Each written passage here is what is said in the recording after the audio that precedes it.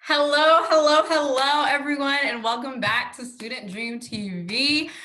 We are so excited for you to be here because, y'all, we got a queen with us, okay? We have Salam Mogies.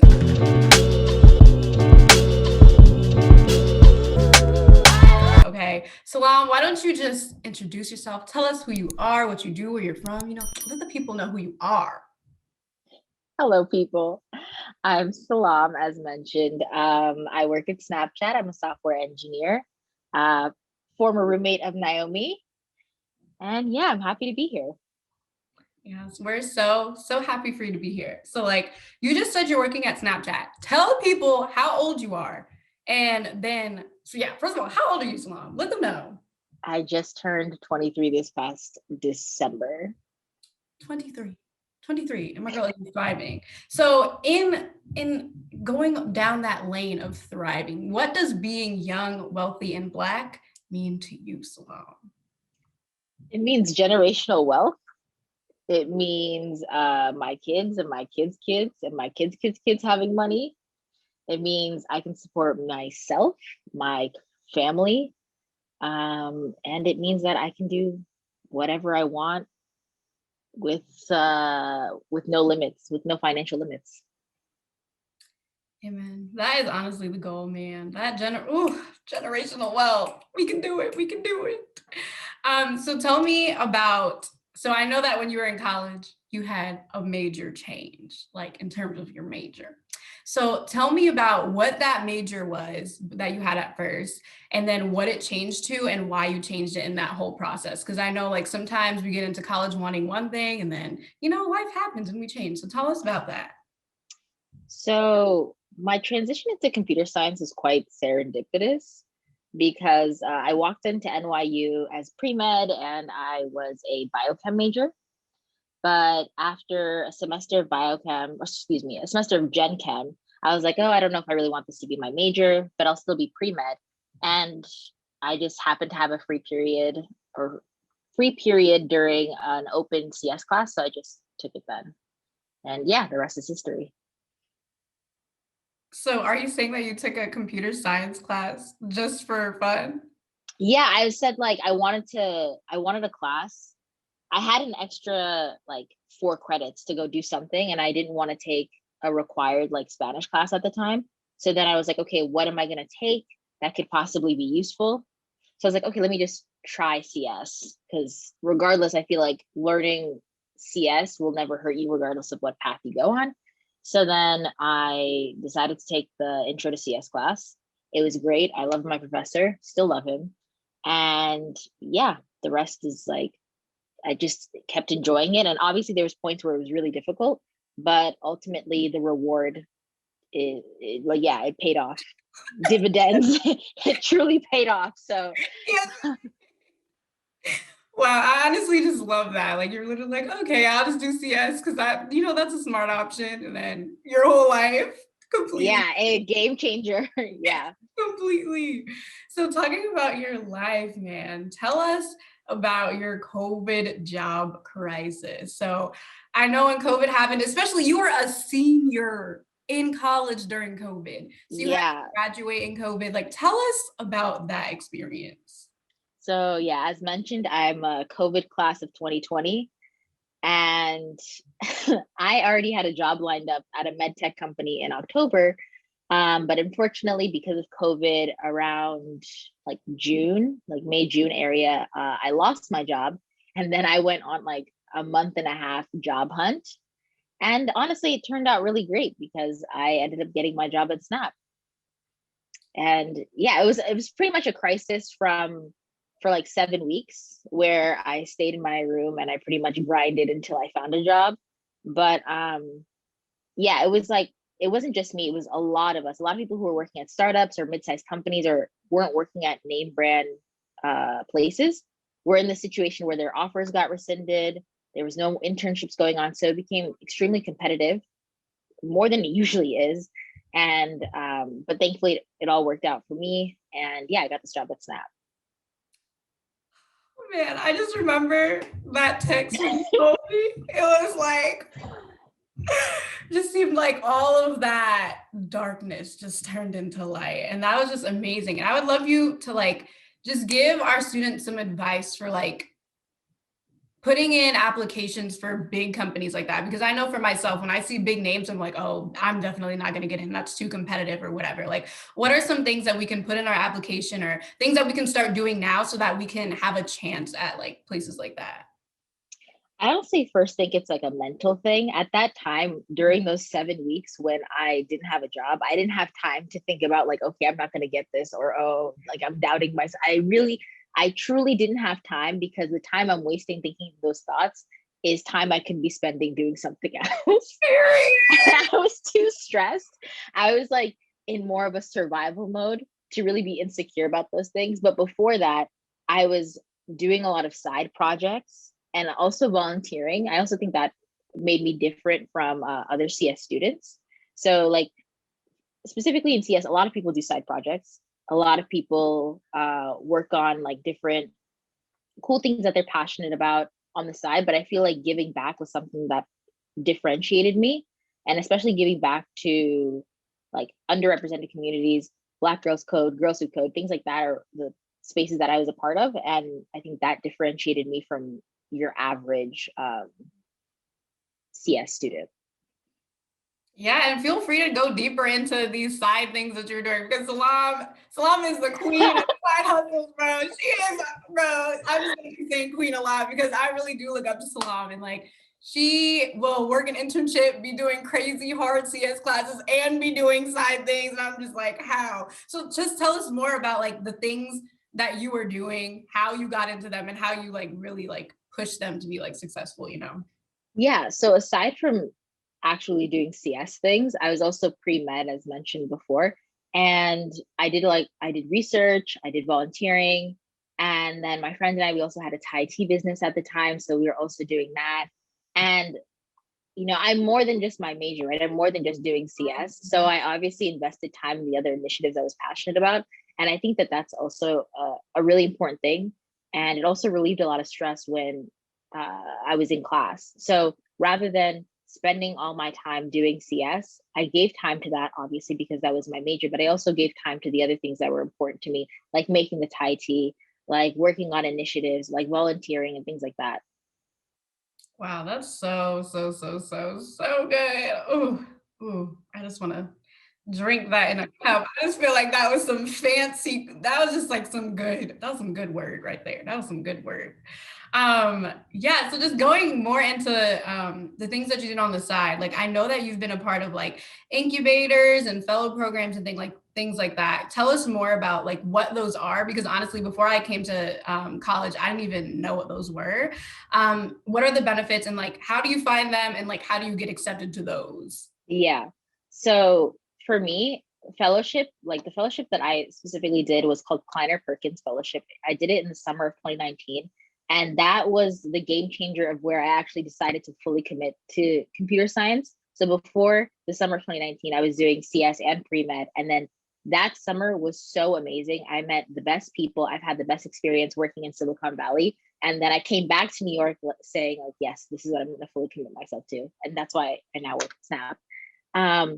But it's really important that you apply early, you Mhm. network, all the networking events and opportunities that I can get my hands on. I apply to them. I followed up with recruiters. That was something also really important.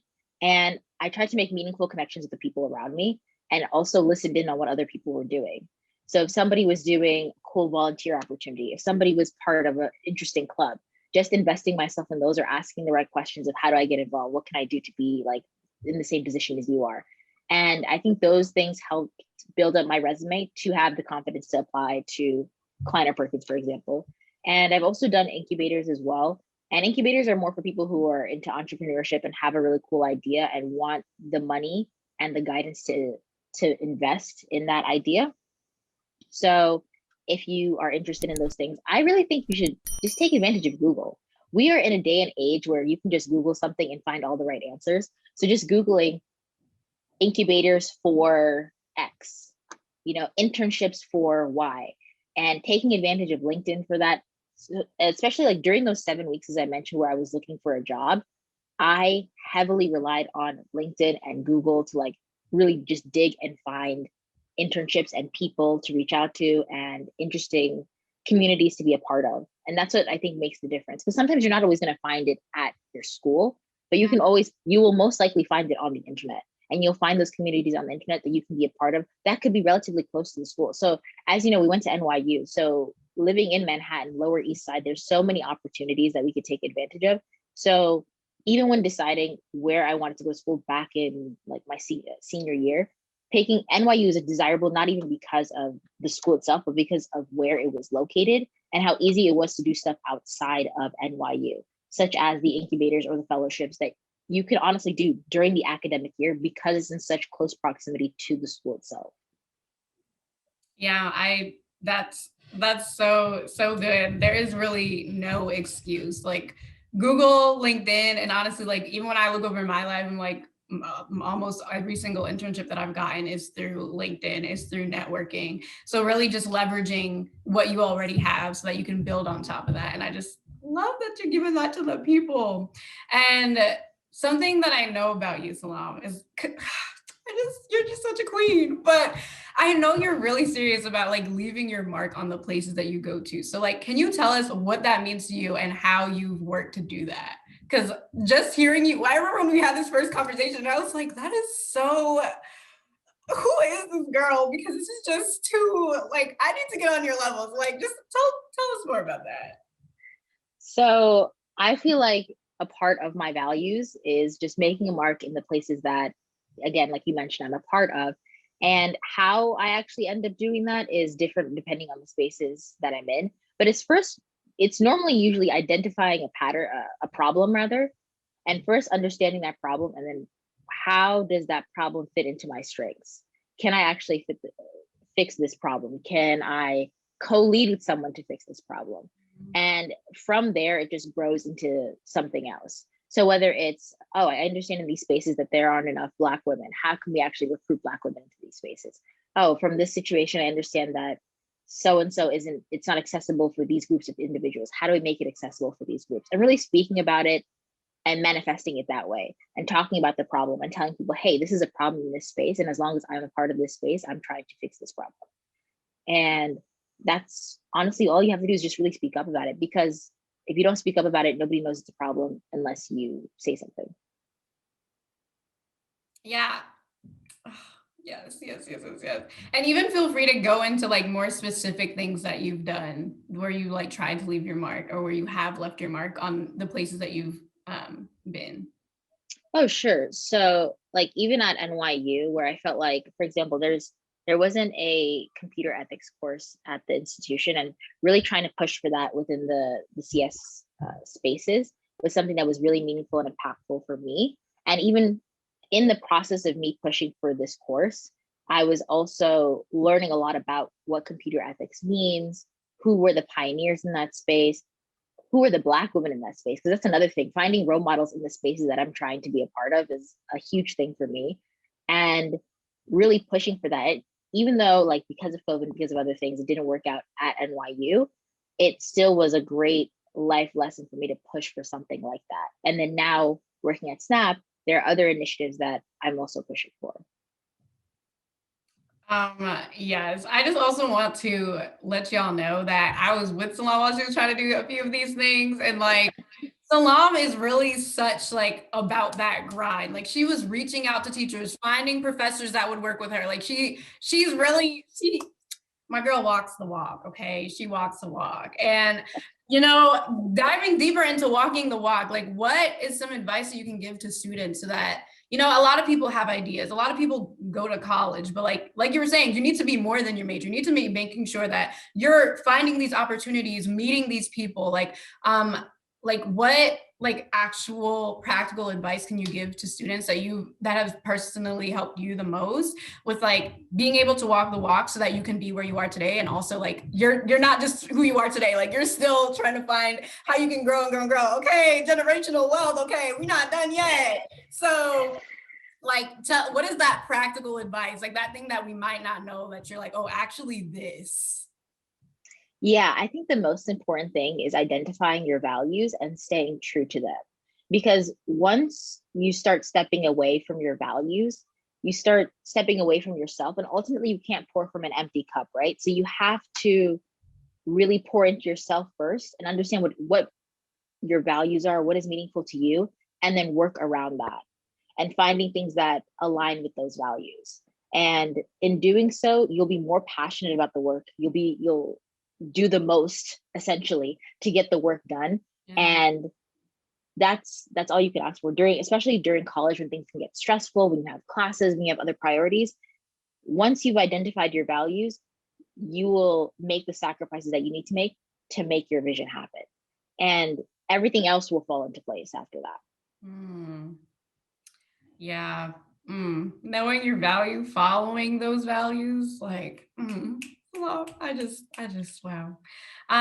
Yeah. And so for our last question, I just want to know, like, what is something that you regret doing in college? What do you regret not doing in college? And what are you so grateful that you did in college? You know, diving more into like that walking the walk, that like maybe you're like, oh, that did not help me at all. That was a waste of my time. This was amazing. Or I wish I would have done this because now I know better. Yeah, I think that I am so happy that I stuck with CS. Like, there were definitely points where I was questioning whether this was the right thing for me, but I'm just so happy I just stuck through it and I did it. I bit the bullet. And because now at this point, I'm really enjoying my job. I love what I'm doing. I love life. Something I wish that I did earlier was definitely applying to more fellowships before my summer of 2019, because I feel like if I applied to those fellowships earlier than summer of 2019, then I would have made this realization earlier that I would really want to do this. Yeah. And what was the last question you asked? Something that you regret doing, or did you already answer that one? So something I regret doing is sometimes, again, not sticking to my values and doing it in the name of sacrificing for, oh yeah, I'll do this when, I'll be happy when this happens, and I'll sacrifice my values now so that when I'm happy later, it'll be all worth it. But I don't think you should ever sacrifice your values at any point in the process. Sure, sacrifice sleep, sacrifice hanging out with your friends, sacrifice those type of things, but never sacrifice on your values and what you think to be right. Because at that point, those are your pillars, and that's a part of you that you're sacrificing, which is never necessary. Yeah, can you just dive deeper into that? Tell us like how that like manifested in your life and when you realized like now you can look back and see that, but like what specifically happened? Because like I think that would be like, I just want to learn from you. I'm just like, how did you learn that? Yeah, I feel like something that's really important to me is like speaking up whenever I feel like there's a problem and communicating that something is making me uncomfortable, or, yeah, those are really the primary things. And I feel like when I was in these CS spaces, I didn't want to be labeled as like an angry Black woman. So I'd always keep quiet. But then that would really take a toll on me, because I'm now angry and it's festering in other ways and it's manifesting itself in other ways because I didn't address the problem, which is speaking up when there was a problem, whether it's with other people, whether it's with how something was run. And yeah, ultimately those are the issues. And now that I'm in a space that's a lot healthier and I'm away from like college and away from those type of stresses, I have made sure to make it a point to speak up when I have a problem, made it a point to say what the issue is. And it's relieving that I'm in a healthier space.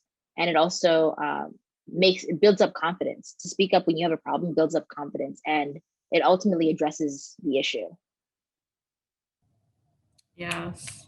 Okay, I just want to give all the snaps, all the claps, all the mic drops to Salam, because I'm just like I already know you, and I just feel like I learned even more from you. And I'm just so grateful that you came out today to tell us a little bit more about your story, to give us some advice. Guys, in the comments, comment like, what do you value? Like, what are the things that you're going to start standing up for yourself for? Let us know in the comments. Don't forget to like, comment, and subscribe, guys. You know the YouTube slang, you know. But yeah, Salam, again, just thank you so much for your time. I can't wait to see the things that you do in the future, because my girl, she just stay winning. Okay. But yeah, Salam, thank you so much. All right, everyone. Adios. Bye.